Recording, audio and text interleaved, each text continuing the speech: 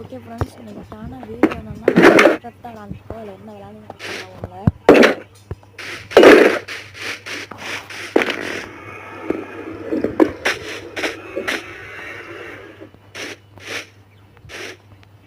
அதாவது நீங்கள் வந்து ஃப்ரீ ஃபயர் விளாட்றதா இருந்தால் எனக்கு ஃபோன்லாம் பண்ணக்கூடாது.